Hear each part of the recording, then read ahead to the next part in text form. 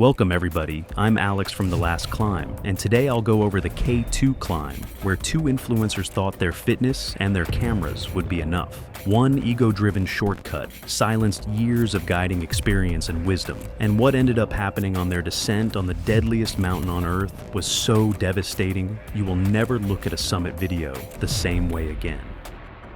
It was June 20th, 2017. Ang 2 Base Camp sat on the rubble-strewn surface of the Baltoro Glacier at roughly 16,400 feet. The camp was nothing like Everest. No tea houses, nothing like Everest's constant helicopter traffic, no cell service, just tents scattered across shifting moraine, surrounded by some of the most violent geography on Earth. The Karakoram Peak stacking up in every direction, Broad Peak visible to the south, the Gasherbromes beyond it, and K2 itself rising above everything like something that wasn't designed for people to touch. From down at base camp, it almost looked manageable, this massive white pyramid catching the afternoon light in a way that made it look peaceful, which was basically a lie, and every single one of them sitting in those tents knew it. K2 still had one of the highest fatality rates of any 8,000er, and its reputation had been built on decades of catastrophic expeditions, where small mistakes at altitude turned fatal without warning. The Abruzzi Spur, the standard route from the Pakistan side, rose from base camp through a series of increasingly technical and exposed sections, rock bands, ice fields, mixed terrain, and the infamous bottleneck couloir near the summit, where a massive Sirac field hung directly over the climbing route. People showed up every summer, thinking their high-altitude trekking experience and their gym fitness would carry them. The mountain had been correcting that assumption for decades. Among the climbers staged at base camp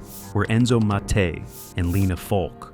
Enzo was 27, from Milan, Italy. He was basically a fitness and travel content creator, with a following in the low thousands across platforms. The kind of guy who had built his audience on aesthetic European travel content. Drone shots of coastlines, shirtless hiking reels, that whole world. His feed was curated down to the color grading, everything warm-toned and golden and aspirational. He had that thing where his entire sense of self was kinda tied to the content, like if it wasn't filmed it didn't really happen, and every experience got filtered through the question of whether it would perform. He'd started adding outdoor adventure content the previous year, because the engagement was better, via Ferrata in the Dolomites, trail running in Chamonix, a commercial Everest-based camp trek that he filmed as if it were a summit expedition. No actual high-altitude mountaineering experience beyond guided tourist routes where the infrastructure does all the work. The thing about Enzo was that he genuinely did not understand what K2 was. He talked about it the way he talked about every other trip.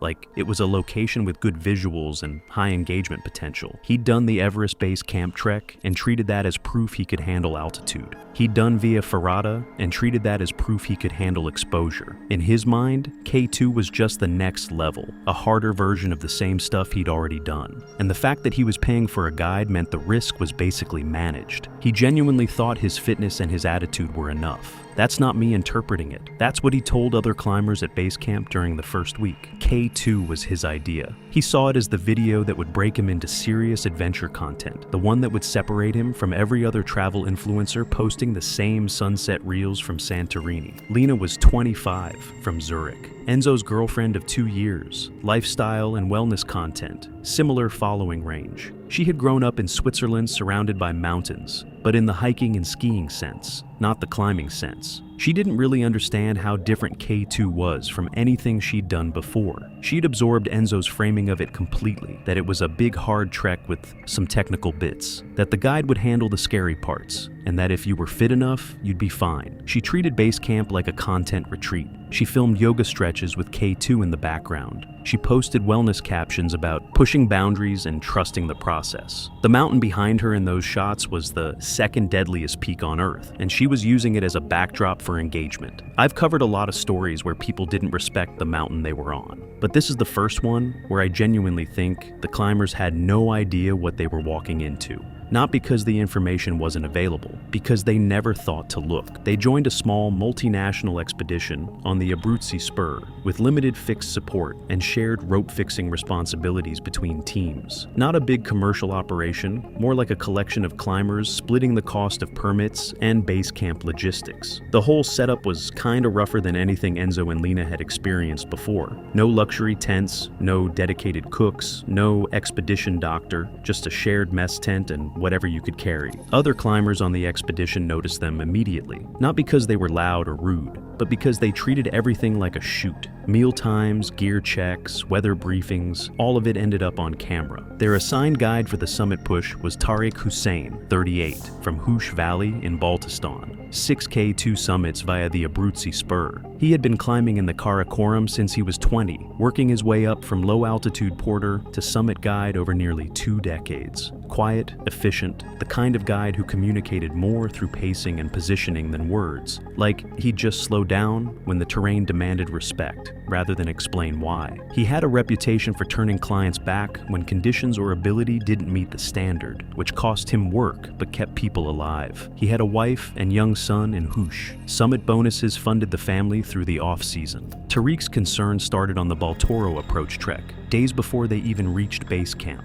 Enzo stopped the group multiple times for filming, asking porters to walk past him again so he could get a better angle, setting up shots on glacier crossings while the rest of the team waited. Tariq watched all of it and said nothing until the second week at base camp, when he told the expedition leader that these two did not understand where they were. The leader acknowledged it, but noted they'd paid their fees and hadn't technically done anything disqualifying. Acclimatization rotations ran through late June and into July, cycling through camps 1, 2, and 3 on the Abruzzi Spur. The route climbed through increasingly hostile terrain, from scree and snow slopes below Camp 1 to the steeper mixed climbing of the Black Pyramid between Camps 2 and 3, where fixed ropes threaded through rock chimneys and across ice-glazed ledges. Enzo and Lena performed adequately on the physical side, not elite, not struggling, middle of the pack. Their fitness carried them through the lower sections, but the higher they went, the more obvious it became that fitness was pretty much the only thing they had. Enzo needed repeated reminders during rope transitions and moved far too slowly through anchored sections. He stopped twice on exposed terrain during the Camp 2 rotation to film content. Once on a section where the protocol was to keep moving because rockfall funneled through it every afternoon. Lena was cautious and methodical,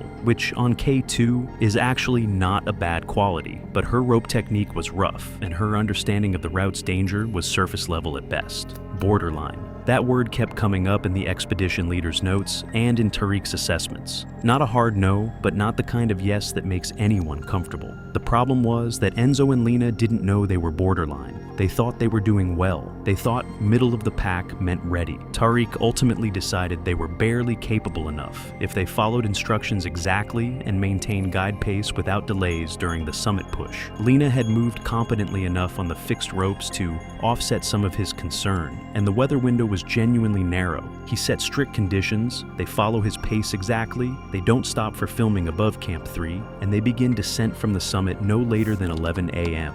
Borderline on K2. I want you to sit with that for a second. When an experienced guide with 6 summits tells you that you're borderline on the second deadliest mountain on Earth, the correct response is to go home. But Enzo didn't hear borderline. He heard good enough, and that's the gap that killed them. The summit window opened in the last week of July. Teams moved to Camp 4 at roughly 25,000 feet on the shoulder, a broad exposed snow platform where wind hit from every direction, and the only thing between you and the sky was the summit pyramid above. Cramped tents, shared oxygen supplies, the cold at Camp 4 just a completely different species of cold than anything below. Sharper, more insistent, the kind that finds you through 4 layers and punishes any exposed surface within seconds. Enzo filmed the camp, the sunset, the summit above them. He did a piece to camera with K2's summit pyramid behind him, talking about tomorrow's climb, like it was already a victory. Tariq noticed Enzo's gear wasn't right. He had brought a camera harness rig that added bulk and created snag hazards on the fixed rope. ropes. Tariq told him to leave it at Camp 4. Enzo negotiated down to a smaller action camera mounted on his helmet, which Tariq allowed because honestly, at that point, arguing about cameras was kinda taking energy away from the conversation he should have been having about whether they should be going at all. They departed Camp 4 around midnight on July 27th. Temperatures sat around -30 Fahrenheit before wind chill. All three wore helmets, harnesses, crampons, and down suits. Headlamps traced a line up the shoulder toward the bottleneck, a slow procession of light moving upward through darkness. The climbing began immediately, steep snow and ice, each step deliberate, each breath costing more than the last. K2 doesn't give you a warm-up. Within the first hour above Camp 4, they were in the death zone, where the human body begins deteriorating, regardless of fitness or preparation. Their pace was painfully slow through the bottleneck and the traverse above it. The bottleneck is a steep couloir at roughly 26,000 to 27,000 feet, where a massive Serac field, hundreds of feet tall and thousands of tons heavy, hangs directly above the climbing route. Every K2 climber knows the rule.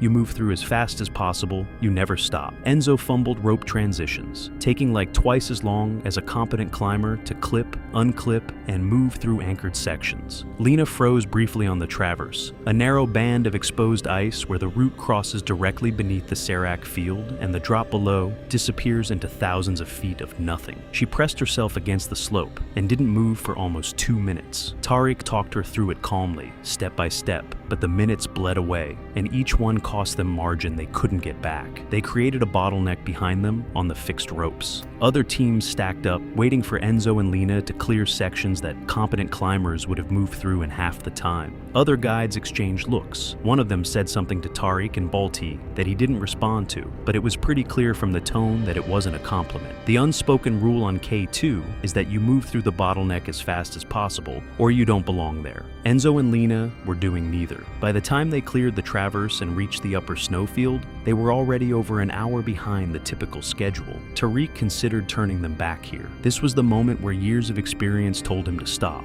He told them they were behind and that the summit was still roughly 2 hours away at their pace, which put them dangerously close to the window where afternoon sun begins warming the seracs above the bottleneck. Enzo argued they'd come too far to turn back, which honestly is the most predictable thing he could have said, because that's pretty much what every person says at that point on any mountain. Coming too far is not a reason to keep going, but it feels like one when you're standing there exhausted and the summit is right above you. Lena sided with him. Tariq set a hard turnaround. If they hadn't reached the summit by 11 a.m., they were going down no matter what, because after that, the sun starts hitting the seracs above the bottleneck, and that's when the ice starts calving, and that's when people die. That's where this story should have ended, right there on the upper snowfield. Turn around, descend, try again next year with better skills. But turning around means no summit video, no content, no proof. And for two people who had treated this entire expedition as a content shoot from day one, going back empty-handed was unthinkable. Real quick before we continue, if you've been watching and haven't hit subscribe yet, it really does help the channel more than you'd think. Alright, back to it. They reached the summit at around 11:20 a.m., 20 minutes past the hard turnaround. Most teams that had summited earlier that morning were already well into their descent through the bottleneck by this point. The view from the summit of K2 is one of the most extreme panoramas on Earth. The entire Karakoram visible in every direction. Broad Peak, the Gasherbrum, Masherbrum, all of it laid out below at a scale that doesn't look real. Enzo immediately started filming. Lena posed against the summit marker. They shot angles for their platforms, cycling through poses while Tariq stood to the side, watching the time. Tariq gave them 5 minutes, then told them to move. Enzo asked for more time because the light wasn't right yet, and he wanted to wait for a cloud layer below to shift so the background would be cleaner. The 5 became 20. By the time they actually started moving off the summit, it was past 11:40 a.m. Tariq believed they still had enough time to descend safely if they moved continuously and stayed strictly on the standard route. Total time on the summit was roughly 35 minutes. On K2, standard summit time is 5 to 10 minutes maximum because the summit is not where the danger is. The descent through the bottleneck is, and every minute on top is a minute stolen from the margin that keeps you alive going down. 20 extra minutes, that's what killed them. Not the mountain, not the seracs, not the couloir. 20 minutes waiting for a cloud to move so the background of a video would look better. I've covered a lot of last decisions on this channel. This one is the hardest to sit with. The descent is where K2 kills. Down climbing steep ice and navigating fixed ropes through the death zone is harder than going up because exhaustion magnifies every mistake. The altitude is crushing your judgment by the minute, and the bottleneck has to be crossed again. This time, with the afternoon sun directly warming the serac field above. Most clients have never experienced what it feels like to descend through a section where thousands of tons of unstable ice are hanging directly over your head, and the only thing between you and it is speed. Enzo and Lena were even slower going down than they had been going up. Exhaustion, hypoxia, the altitude at 28,000 feet doing real damage to their coordination and decision-making with every passing hour. Tariq was short roping them through the worst sections, physically managing their movement step by step, placing their hands on clips, calling out foot placements. It was exhausting work for a guide, the kind of sustained physical and mental effort that just drains everything. And it was taking twice as long as a normal descent. Every other team that had summited around the same time was already below the bottleneck and pulling further ahead. They reached the top of the bottleneck couloir in early afternoon. The sun had been hitting the seracs for hours. The ice above was groaning, deep structural sounds that meant the frozen mass was expanding and shifting as it warmed. Debris had already fallen across sections of the route below. Chunks of ice scattered across the couloir, where climbers had been walking hours earlier. More than a dozen climbers were queued at the top of the bottleneck, all trying to descend the same fixed rope line through the couloir one at a time. Estimated wait, 30 to 40 minutes, standing directly beneath the serac field, while the afternoon sun continued warming everything above them.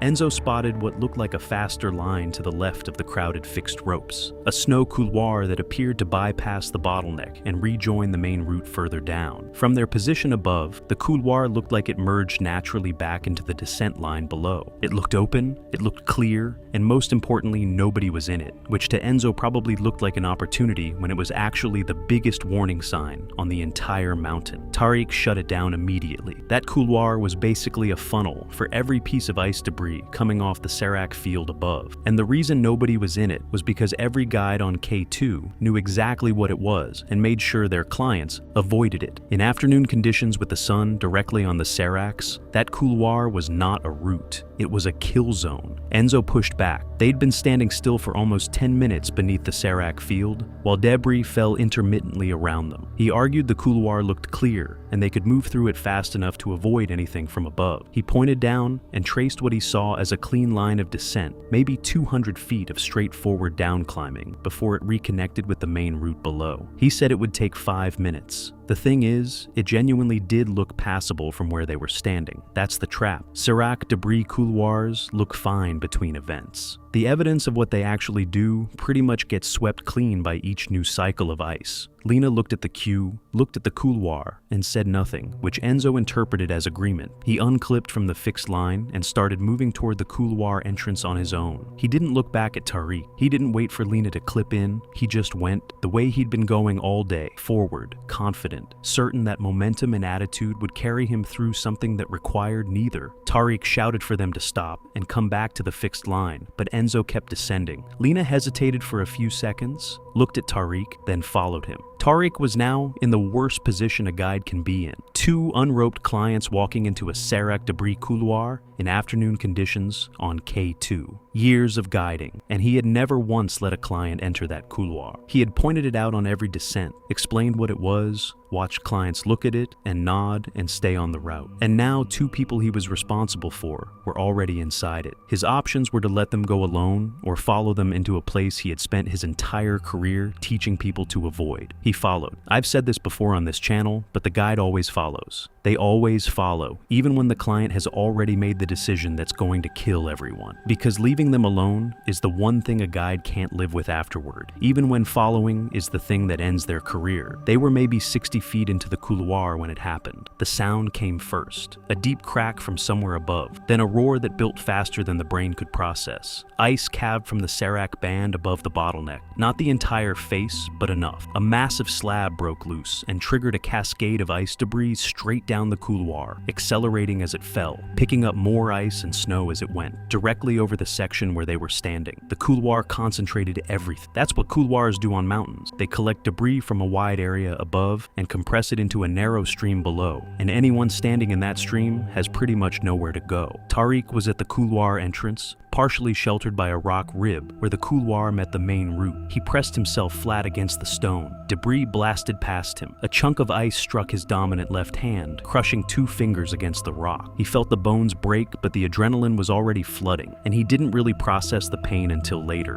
which is pretty much how it always works with impact injuries at altitude. Enzo and Lena were in the center of the couloir with no shelter of any kind. Enzo was struck by ice debris and swept roughly 200 feet down the couloir, before one surviving anchor on the fixed line below arrested what was left of his fall. The impact was catastrophic and unsurvivable. Lena was hit in the shoulder and back. She fell a shorter distance, maybe 40 feet, and came to rest against a rock band partially buried in debris. She was alive initially, but barely. Tariq reached her within minutes despite his crushed hand, down climbing into the couloir with blood running from his fingers and ice still falling intermittently around him. By the time he got to her, she was unresponsive, her breathing agonal and shallow, showing signs of severe internal trauma that field medicine cannot reverse at 27,000 feet. Radio calls went down to Camp 4 almost immediately, but everyone understood the same reality. She died before any rescue could reach them. Tariq stayed with her the entire time. At that altitude and in those conditions, no helicopter could reach them, and no rescue team could arrive fast enough to matter. He sat beside her for over an hour with 2 broken fingers wrapped in a torn glove liner and a woman he couldn't save lying next to him. He didn't move. He didn't radio. He just sat there. Tariq sat with her for over an hour at 27,000 feet. I keep thinking about what that hour felt like. Years of guiding on K2 without a single client fatality. And then one afternoon, one couloir, and all of it gone. Enzo Matei's body was recovered from the couloir by a team the following day. Lena Falk was carried down to Camp 4 by Tariq and 2 other guides who reached them once conditions allowed movement. Tariq lost 2 fingers on his dominant left hand in surgery at a hospital in Skardu. The grip strength loss ended his technical guiding career, which is kinda the cruelest part of this whole thing because he did everything right and still lost everything. He took lower altitude porter work, but never returned to the upper mountain. Colleagues said the psychological damage was worse than the physical. He reportedly told a friend he could still hear the ice in the couloir. Their social media accounts remained active for weeks after their deaths. Scheduled posts continued publishing automatically, Enzo's travel reels and Lena's wellness content appearing in feeds long after both of them were gone. People who didn't know yet were still liking and commenting on posts that had been queued up before the climb. That detail is honestly one of the most unsettling things I've come across in any story I've covered on this channel. The idea that your digital life just keeps going after you're gone, and nobody watching knows the difference. The expedition company reportedly tightened client screening protocols after the accident.